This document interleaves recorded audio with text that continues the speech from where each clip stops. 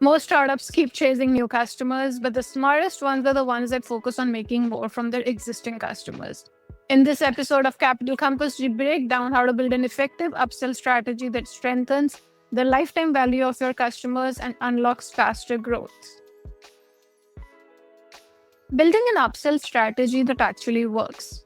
Most startups focus on customer acquisition, but the real leverage lies in upsells. In this episode of Capital Compass, we break down how to turn a $10 per month customer into a $100 per month customer without really feeling pushy or salesy. First and foremost, let's try and understand why an upsell strategy matters. Upsell drives the lifetime value of your customers, and lifetime value of the customers gives you pricing power and customer acquisition flexibility. The key points out here are that the higher lifetime value of customers is equal to more customer acquisition cost headroom for your startup. Upsells reduce reliance on the top of the funnel growth, and investors love businesses with a clear expansion revenue potential. This brings us to the types of upsells.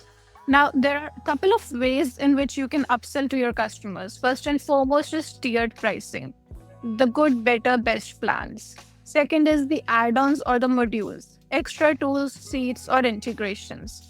Third is the bundled upgrades, product plus service combos. And fourth is the feature gating, unlock premium functionality over time. Given all these models, you need to pick the one that works best for your customers, not just the one that you want to sell. This brings us to as to when should you be introducing the upsells. Now, it's important to understand that timing matters and not to lead with the upsell.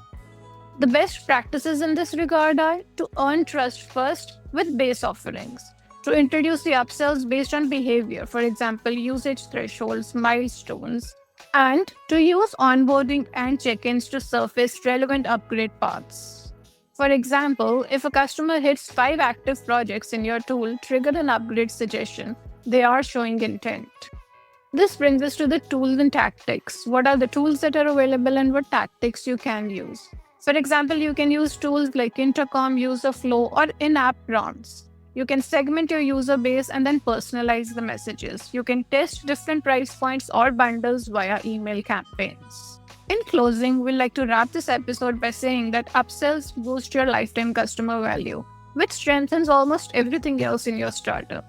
Pick upsells that align with how your customers are growing. Time your upsell right, based on behavior and not calendar, and keep testing and iterating on what converts. That's all that we have for you in this episode of Capital Compass. Don't forget to submit your deck at pallavisehgal.com/submit pitch deck if you want us to review or if you need feedback on your pitch deck. New episodes keep dropping every few days, so stay tuned in for more. Thank you.